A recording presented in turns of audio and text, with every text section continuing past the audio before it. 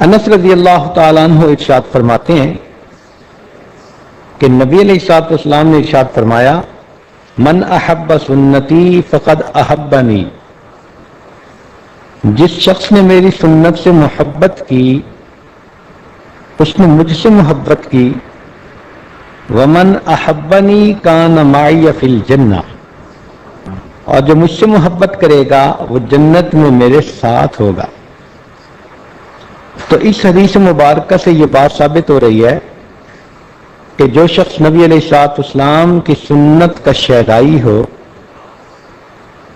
سنت کو اپنانے والا ہو، یہ اصل میں نبی علیہ الصلوۃ والسلام سے محبت کی دلیل ہے، اور اس محبت کی وجہ سے اللہ تعالیٰ اس کو نبی علیہ الصلوۃ والسلام کے قدموں میں جنت میں جگہ عطا فرمائیں گے۔ سنت نبی علیہ الصلوۃ والسلام کی عادت مبارکہ کو کہتے ہیں، آپ کے طریقہ کار کو کہتے ہیں۔ چنانچہ پوری زندگی میں نبی علیہ الصلوۃ والسلام نے جس کام کو جس طرح سے کیا، اس کام کو اس طرح سے کرنا یہ سنت کہلاتا ہے۔ لہذا ہمیں چاہیے کہ ہر کام میں نبی علیہ السلام کی سنت کو اپنائیں۔ سنت کو اپنانے والا نبی علیہ الصلوۃ والسلام کی اداؤں کو محفوظ کرنے والا ہوتا ہے، اور یہ محبت کا تقاضا ہے۔ آپ خود غور کریں، ماں کو بیٹے سے پیار ہوتا ہے تو بیٹا دودھ کو ددو کہتا ہے تو ماں بھی کہتی ہے میں ابھی تمہیں دودھ دیتی ہوں۔ اب وہ دودھ نہیں کہہ رہی، وہ بیٹے کو کہہ رہی ہے میں ابھی تمہیں دودھ بنا کے دیتی ہوں، وہی لفظ اسی طرح کہہ رہی ہے جس طرح بیٹے نے کہا۔ تو محبت کی وجہ سے ماں نے اس لفظ کو اس طرح ادا کیا جس طرح بیٹے نے کہا تھا۔ اللہ رب العزت کیونکہ نبی علیہ الصلوۃ والسلام سے محبت فرماتے ہیں، وہ بھی اس چیز کو پسند کرتے ہیں کہ میرے بندے میرے محبوب کی اداؤں کو اپنائیں، بات کریں تو اسی طرح، مسکرائیں تو اسی طرح، کھانا کھائیں تو اسی طرح، چلیں پھریں بیٹھیں اٹھیں، معاملات معاشرت لین دین ہر کام جو کریں میرے محبوب کی طرح کام کریں۔ کام یہ کر رہے ہوں اور ان کے کام کو دیکھ کے مجھے محبوب کی یاد آ رہی ہے، تو سنت پر عمل کرنے والا نبی علیہ الصلوۃ والسلام کی اداؤں کا محافظ ہے۔ چنانچہ محبت الہی کی علامت یہی ہے کہ انسان اللہ سے محبت، نبی علیہ السلام کی اتباع کرے۔ نبی علیہ السلام نے فرمایا علیکم بسنتی، تمہارے اوپر میری سنت پر عمل کرنا لازم ہے۔ عورتوں کے لیے یہ مثال سمجھنی آسان ہے۔ دیکھیں، شادی بیاہ کے موقع پر دلہن کو تیار کیا جاتا ہے، ہاتھوں پر مہندی لگائی جاتی ہے۔ انڈرسٹینڈنگ یہ ہوتی ہے کہ ہاتھوں پر مہندی لگانے سے اس کے ہاتھ خاوند کی نظر میں خوبصورت ہو جائیں گے۔ بازو میں چوڑیاں پہناتے ہیں کہ چوڑیاں پہننے سے بازو زیادہ خوبصورت لگیں گے۔ انگلیوں میں ڈائمنڈ کے رنگ ڈالے جاتے ہیں کہ اس سے انگلیاں زیادہ خوبصورت نظر آئیں گی۔ بازو میں بریسلیٹ پہنتی ہیں کہ بازو زیادہ خوبصورت نظر آئیں گے۔ گلے میں لاکٹ ڈال لیتی ہیں، گلا زیادہ خوبصورت نظر آئے گا۔ کانوں میں بالیاں ڈال لیتی ہیں کہ کان زیادہ خوبصورت نظر آئیں گے۔ تو مختلف اعضاء میں جو زیورات پہنتی ہیں تو وہ سمجھتی ہیں کہ ہر وہ عضو جس میں زیور پہنا جائے گا وہ خامد کو خوبصورت نظر آئے گا۔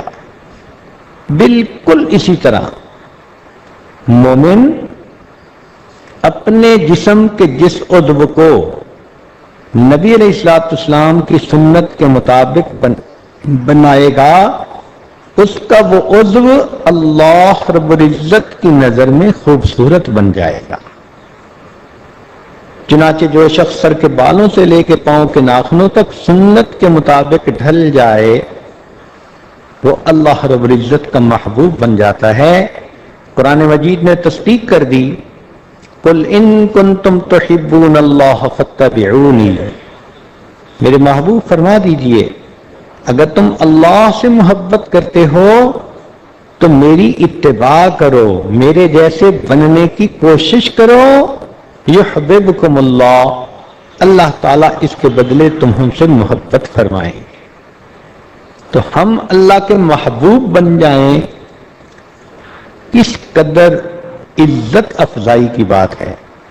اور اس کا طریقہ یہ ہے کہ ہر کام کو سنت کے مطابق کرنے کی عادت ڈالیں۔ دیکھیں آپ کھانا تو کھاتی ہی ہیں، لیکن اگر سنت طریقے پر کھانا کھائیں گی تو کھانے کی ضرورت بھی پوری ہوئی، اور اس سے بڑھ کر اللہ رب العزت بھی راضی ہو گئے۔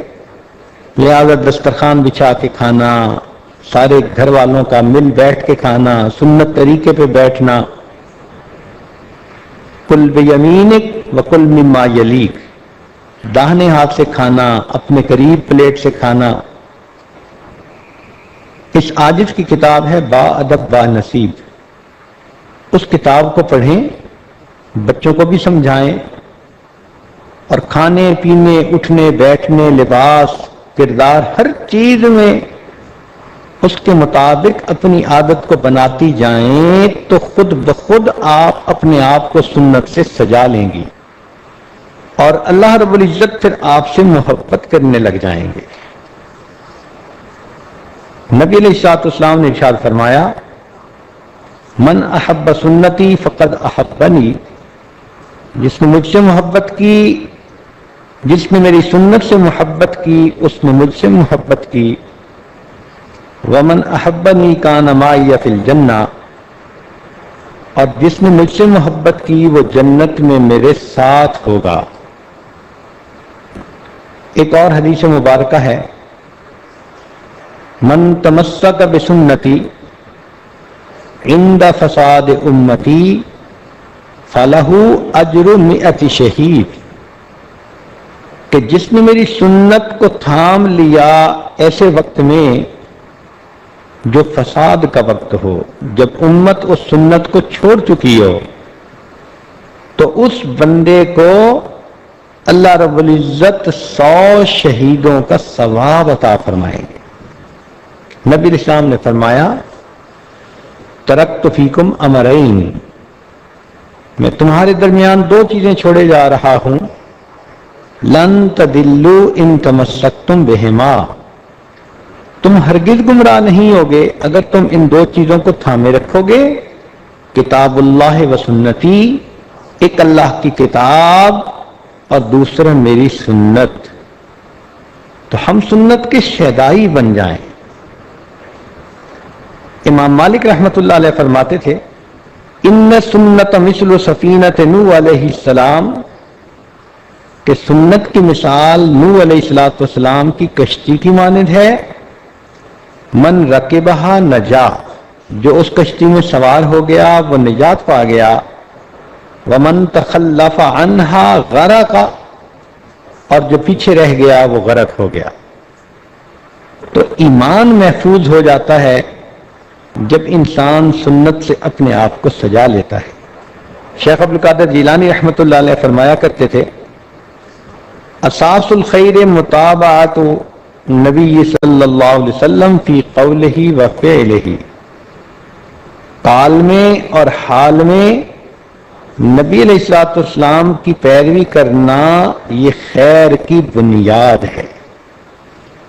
شاہ عبدالعزیز رحمۃ اللہ علیہ نے فتح القدیر میں لکھا ہے، من تہاون بسنت عوقب بحرمان الفرائض، جو شخص سنت پر عمل کرنے میں سستی کرتا ہے وہ فرائض کی ادائیگی سے محروم ہو جاتا ہے۔ تو جیسے ایک حفاظتی آڑ ہوتی ہے، سنت پر عمل کرنے سے انسان کے فرائض محفوظ ہو جاتے ہیں۔ ایک حدیث مبارکہ میں ہے، جس شخص نے سنت پر عمل کیا اللہ تعالیٰ 4 ایک طرح سے اس کا اکرام کر، اللہ رب العزت 4 طریقے سے اس کا اکرام فرماتے ہیں، یا یوں سمجھ لیں کہ اللہ رب العزت اس کو 4 انعام عطا فرماتے ہیں۔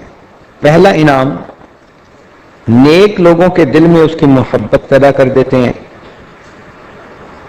دوسرا، فاسق فاجر لوگوں کے دلوں میں اللہ اس بندے کی ہیبت پیدا کر دیتے ہیں۔ اب یہ کتنے بڑے انعام ہیں۔ حاسدین مخالفین کے دل میں اللہ ہیبت ڈال دیتے ہیں تو وہ بندے کو نقصان نہیں دیتے، اور جو نیک لوگ ہوتے ہیں صالحین، ان کے دلوں میں اللہ محبت ڈال دیتے ہیں۔ تیسرا انعام کہ سنت پر عمل کرنے والے شخص کے رزق کو اللہ وسیع فرما دیتے ہیں، رزق میں برکت ہو جاتی ہے، غیر کی محتاجی سے جان چھوٹ جاتی ہے۔ اللہ تعالیٰ اپنے غیبی خزانوں سے اس بندے کو رزق مہیا فرماتے ہیں۔ آج رزق کی خاطر کتنے لوگ پریشان ہیں، تو اس کو حاصل کرنے کا بہترین طریقہ سنت پر عمل کریں، ہم خرما و ہم ثواب، ثواب بھی ملے گا اور دنیا میں اللہ تعالیٰ رزق کی پریشانی کو بھی دور کریں گے۔ چوتھی چیز فرمائی کہ سنت پر عمل کرنے کا چوتھا انعام یہ کہ اللہ اس بندے کو دین میں پختگی عطا فرما دیتے ہیں، استقامت عطا فرما دیتے ہیں۔ تو ہمیں چاہیے کہ ہم سنت پر عمل کرنے والے بنیں۔ چنانچہ سنت ہمارے پاس ایک معیار ہے، جس کو پرکھنا ہو اسی معیار پہ پرکھا جائے گا۔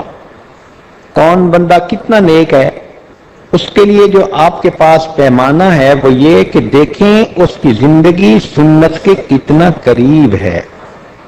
جنید بغدادی رحمۃ اللہ علیہ کے پاس ایک مرید تھا، 10 سال رہا۔ 10 سال کے بعد کہنے لگا کہ حضرت اجازت دیں، میں کسی اور بزرگ کے پاس جانا چاہتا ہوں۔ حضرت نے پوچھا کیوں؟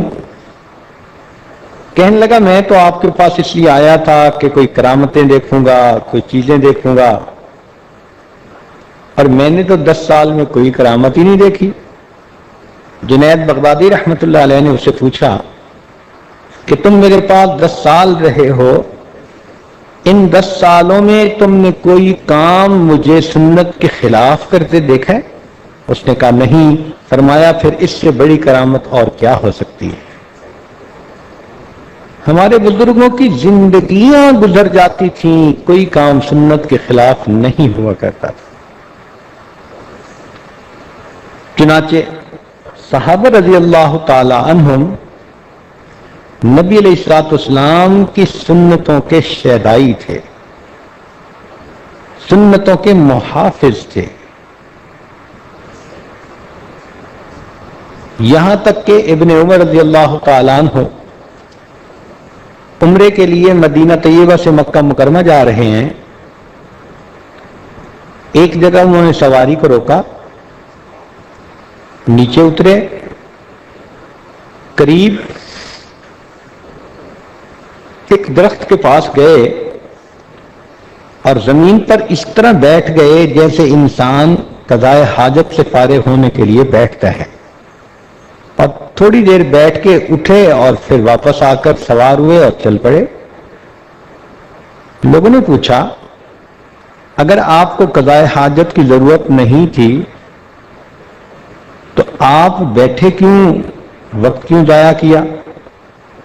تو ابن عمر رضی اللہ عنہ نے جواب دیا کہ ایک مرتبہ میں اپنے پیارے آقا صلی اللہ علیہ وسلم کے ساتھ سفر کر رہا تھا، میرے محبوب یہاں تشریف لائے تھے، آپ نے سواری کو کھڑا کیا، اترے، قضائے حاجت سے فراغت حاصل کی، دوبارہ سوار ہو کر آگے چلے۔ جب میں یہاں پہنچیا تو میرے دل نے کہا کہ میں بھی اسی عمل کو کروں جس کو میرے محبوب نے کیا، تو مجھے ضرورت نہیں تھی، لیکن میں کچھ دیر بیٹھا اور پھر چل پڑا۔ میں نے نبی علیہ الصلوۃ والسلام کی ایک ادا کی حفاظت کی۔ ایک صحابی افریقن کنٹریز کے رہنے والے تھے، حبشی تھے، تو ان کے بال گھنگریالے تھے اور چھوٹے تھے، سخت تھے، مانگ نہیں نکلتی تھی. ان کا بڑا جی چاہتا تھا کہ نبی علیہ الصلوۃ والسلام اپنے بالوں میں کنگھی فرماتے ہیں، مانگ نکلتی ہے، میری بھی مانگ نکلے درمیان میں، وہ نکلتی نہیں تھی. ایک دن آگ سینک رہے تھے، پتہ نہیں انہیں کیا جذبہ چڑھا کہ ایک لوہا جس سے کہ وہ آگ کو ٹھیک کر رہے تھے، وہ گرم لوہا انہوں نے اپنے سر کے درمیان میں سیدھا سلائی کی طرح پھیر لیا. جب گرم لوہا سر کو لگا تو بال بھی جلے اور جلد بھی جلی، زخم بن گیا. خیر علاج معالجے سے زخم تو ٹھیک ہو گیا، لیکن چونکہ جلد وہاں جل گئی تھی تو زخم کے نشان کی وجہ سے سر کے درمیان میں ایک لائن نظر آنے لگی.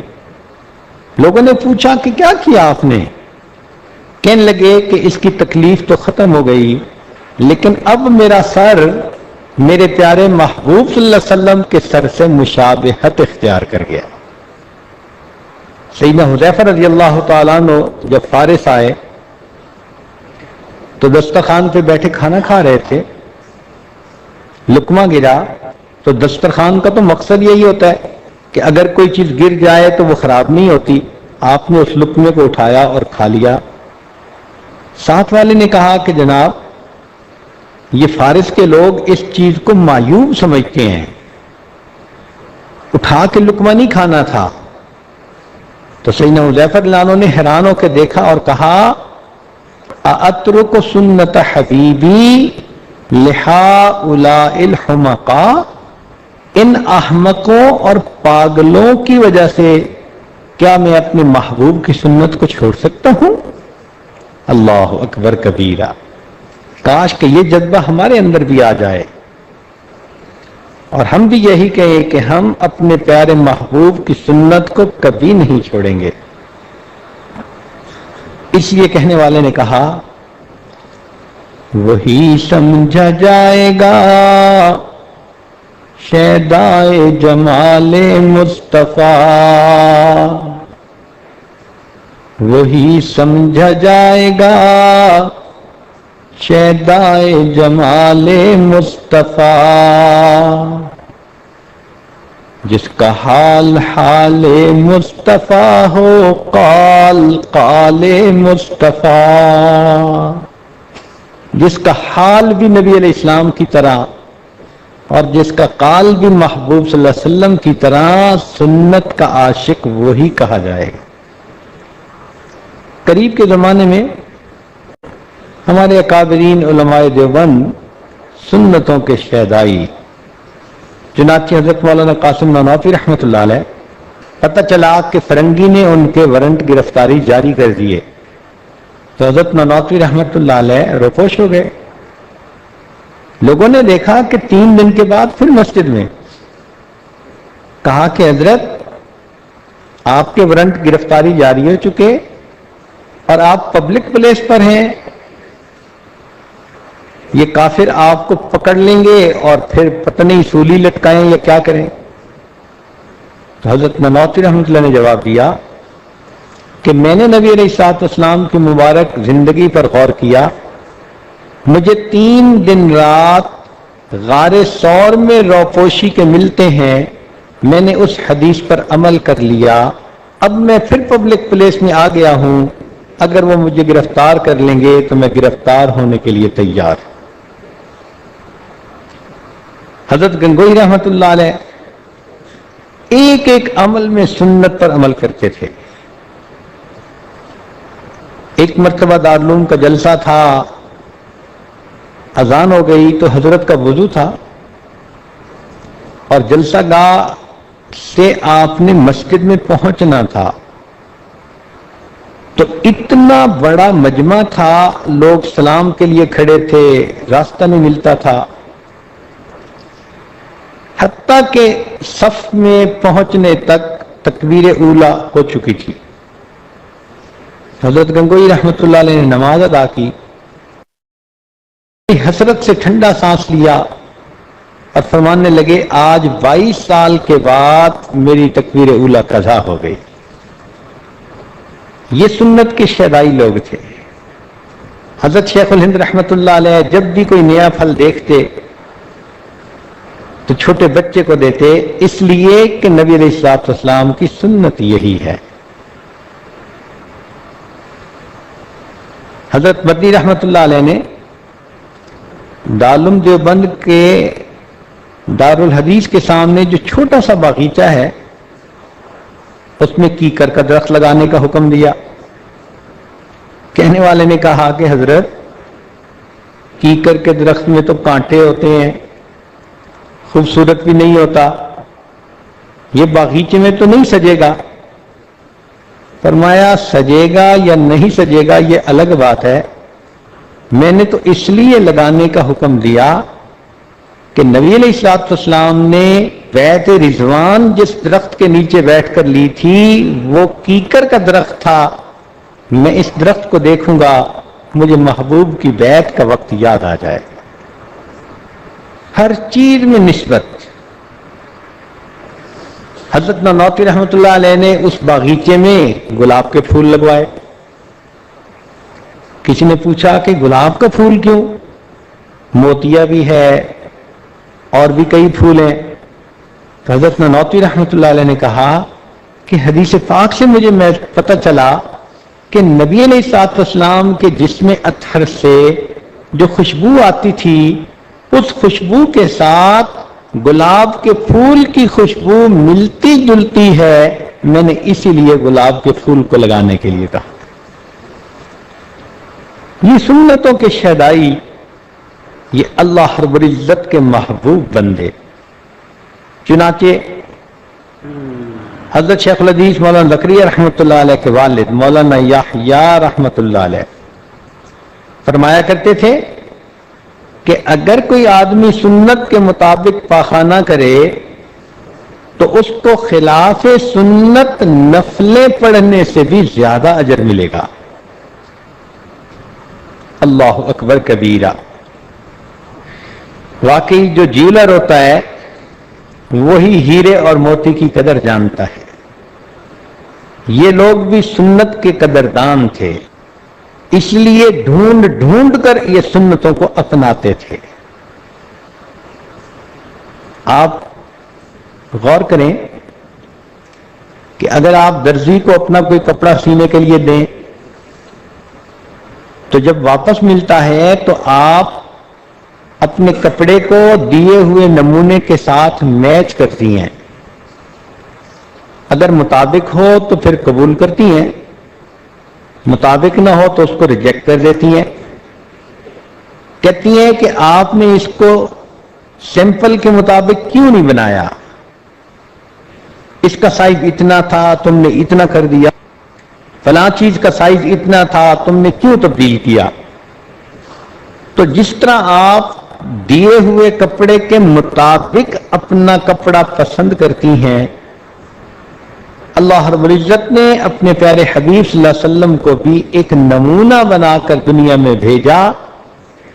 اب قیامت کے دن جب بندے اللہ کے حضور پیش ہوں گے، اللہ تعالیٰ ان کے صرف ان عملوں کو قبول کرے گا جو نبی علیہ السلام کی سنت کے نمونے کے مطابق ہوں گے، جو اس کے خلاف ہوں گے اللہ رب العزت ان کو ریجیکٹ فرما دیں گے۔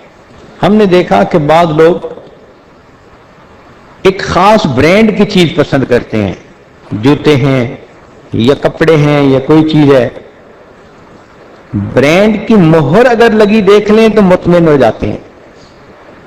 قیامت کے دن یہی ہوگا، فرشتے کھڑے ہوں گے، بندے کے اعمال کو پیش کیا جائے گا، جس عمل پر سنت کی مہر لگی ہوگی وہ عمل اللہ کے ہاں قبول ہوگا، اور جو سنت کے خلاف ہوگا اس عمل کو ریجیکٹ کر دیا جائے۔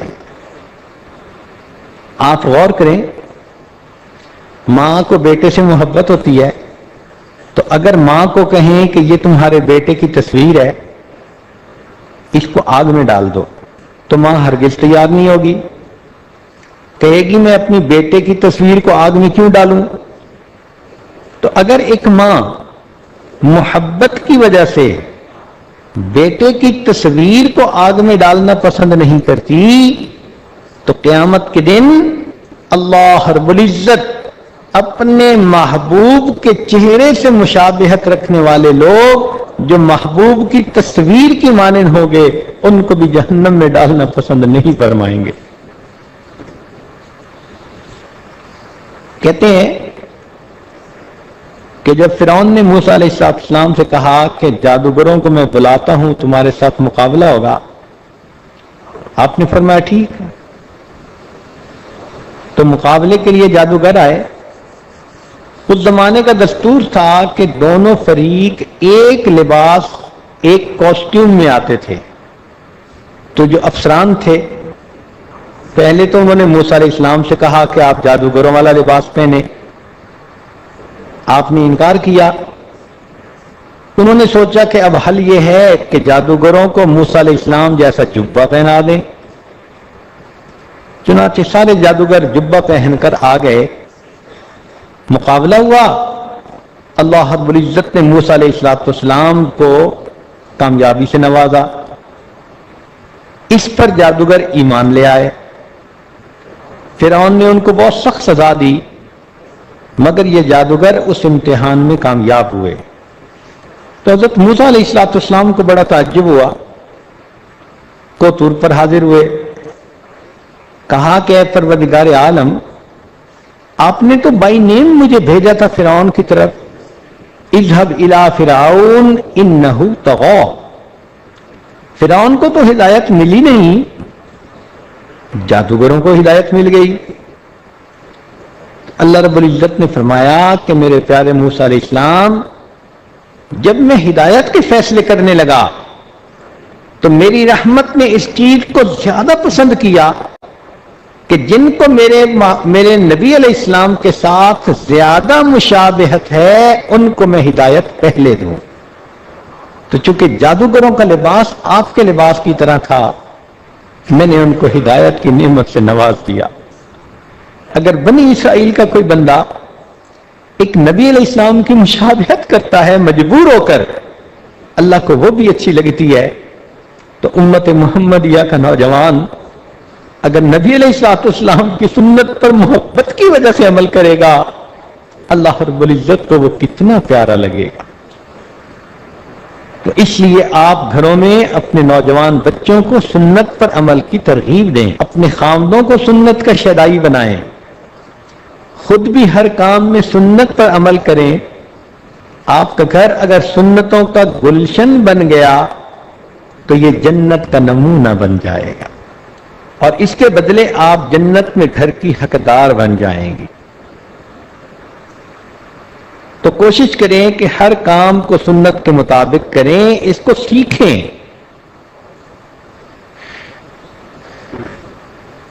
حضرت شاہ ولی اللہ مدد دہلوی رحمۃ اللہ علیہ فرماتے ہیں کہ میں حج کے لیے حاضر ہوا. اس کے بعد مدینہ طیبہ گیا، سلام کیے نبی علیہ السلام کی خدمت میں مواجہ شریف پر. وہ فرماتے ہیں کہ میں نے دیکھا کہ جو شخص سنت کا متبع ہوتا ہے جب وہ سلام کے لیے مواجہ شریف پہ جاتا ہے تو نبی علیہ السلام کے قلب مبارک سے نور کی کرنیں ہوتی ہیں جو اس بندے کے دل کو منور کر دیتی ہیں.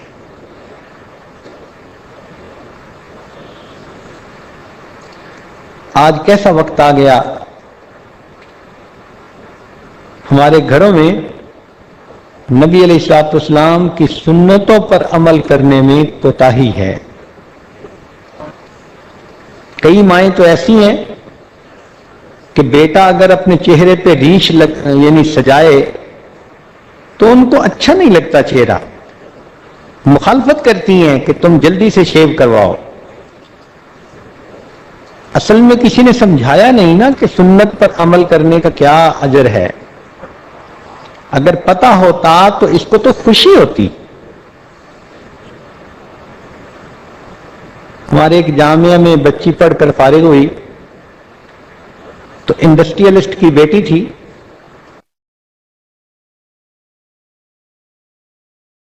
نے پرپوزل کو ایکسپٹ کر لیا. گھر میں بیٹھے ہوئے بات ہو رہی تھی تو باپ نے ذرا دل لگی کے طور پہ کہہ دیا کہ بیٹی میں نے تمہارے لیے ایسا پرپوزل چنا ہے کہ جو بہت مال والا ہے اور وہ سونے سے تمہیں لاد دے گا. تو جب باپ نے ایسی بات کہی تو اس بات کو سن کر وہ بچی نظریں جھکا کر بیٹھی تھی، کہنے لگی ابو مجھے سونا نہیں چاہیے، مجھے اپنے پیارے محبوب کی سنت چاہیے. جب عورتیں دین کا علم حاصل کریں گی تو پھر ان کو سنت کی اہمیت اور قدر کا پتہ چلے گا، پھر یہ سنت پر جان چھڑکنے والی بن جائیں گی. ہمارے اکابر سنت کے کتنے پابند تھے.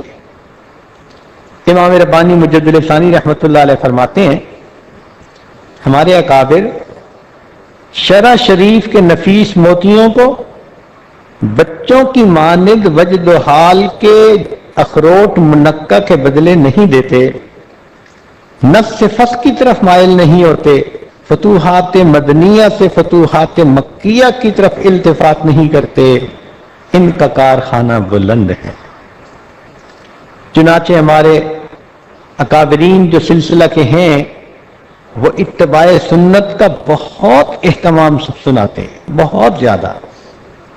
آپ حیران ہوں گی امام ربانی مجدد ثانی رحمت اللہ علیہ کی اتباع سنت کا یہ حال تھا، ایک ایک عمل سنت کے مطابق تھا.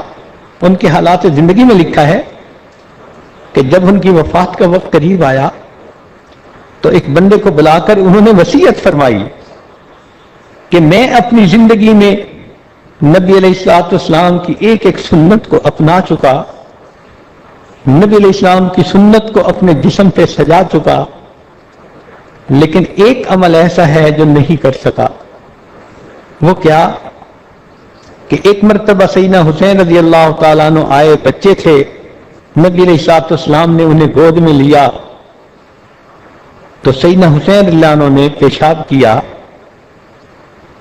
یہ ایک عمل مجھے ایسا نظر آیا کہ اس پر میں عمل اس لیے نہ کر سکا کہ میرا نواسا نہیں. میں نے اپنی بیٹی کی شادی تو کر دی ہے، وصیت کر کے جا رہا ہوں، اگر اللہ میری بیٹی کو بیٹا عطا کرے تو اس بچے کو میری قبر پر لا کر بٹھایا جائے، حتیٰ کہ وہ بچہ میری قبر پر پیشاب کر دے اور مجھے نبی علیہ السلام کے اس عمل کی بھی مشاہدت نصیب ہو جائے. جو سنتوں کے شہدائی ہوتے ہیں وہ اس طرح نبی علیہ السلام کی سنتوں پر عمل کرتے ہیں. چنانچہ ایک عالم تھے جو 10 لاکھ مرتبہ درود شریف پڑھ کر نبی علیہ السلام کی خدمت میں ہدیہ اور تحفہ بھیجا کرتے تھے. کہتے ہیں کہ ایک مرتبہ ان کو نبی علیہ السلام کی زیارت نصیب ہوئی تو انہوں نے خواب میں دیکھا کہ نبی علیہ السلام کے سینے اتھر پر زخم کے نشان ہیں. تو پوچھا اے اللہ کے پیارے حبیب صلی اللہ علیہ وسلم، یہ آپ کے سینے پہ زخم کے نشان کیا دشمنوں نے لگائے؟ نبی علیہ السلام نے فرمایا نہیں، کافر دشمن ہیں، ان کا کیا گلا، یہ زخموں کے نشان ہیں جو میرے ماننے والے، میری امت کے نوجوان سنت کے خلاف کام کرتے ہیں، میرے سینے پہ چوٹ پڑتی ہے. یہ تو اپنے ہیں، تم تو غیروں کی بات کرتے ہو، ہم نے اپنے بھی آزمائے ہیں. تم تو غیروں کی بات کرتے ہو، ہم نے اپنے بھی آزمائے ہیں. لوگ کانٹوں سے بچ نکلتے ہیں، ہم نے پھولوں سے زخم کھائے ہیں. میری امت کے نوجوان جب کوئی عمل سنت کے خلاف کرتے ہیں تو میرے سینے پر زخم لگ جاتا ہے. آج سوچیں ہم اپنے گھروں میں کتنے کام سنت کے خلاف کرتی ہیں. حیرت کی بات ہے، 1 روپے کا بلب اگر ٹوٹ جائے بچے سے، ماں اسے تھپڑ لگا دیتی ہے. وہی بچہ اگر نبی علیہ السلام کی سنت کو توڑتا ہے، ماں کے دل میں احساس نہیں ہوتا، ماں اسے نہیں روکتی ٹوکتی، محسوس ہوتا ہے کہ سنت کی قدر 1 روپے کے برابر بھی نہیں ہے. شادی بیاہ کا موقع آتا ہے، عورتیں کہتی ہیں جی سب کو منا لو، خوشی کا موقع ہے، چچا کو منا لیتے ہیں، پھپھو کو منا لیتے ہیں، ہمسائی کو منا لیتی ہیں، حتیٰ کہ گھر کی ماسی اگر ناراض ہوتی ہے خادمہ اس کو بھی منا لیتی ہیں، لیکن جب شادی کا وقت آتا ہے تو خلاف سنت طریقے پر شادی کر کے اللہ کے محبوب کے طریقوں کو گھر سے نکال دیتی۔ ہم نے اللہ کے حبیب صلی اللہ علیہ وسلم کو نہ منایا، کاش ہم اللہ کو منا لیتے اور یہ عمل ان کے حکموں کے مطابق کر لیتے۔ کل قیامت کے دن اگر نبی علیہ الصلوۃ والسلام کے سامنے حاضری ہوئی اور اللہ کے پیارے حبیب صلی اللہ علیہ وسلم نے دیکھا کہ ہمارے جسم پر سنت سجی ہوئی نہیں، ہمارے عمل سنت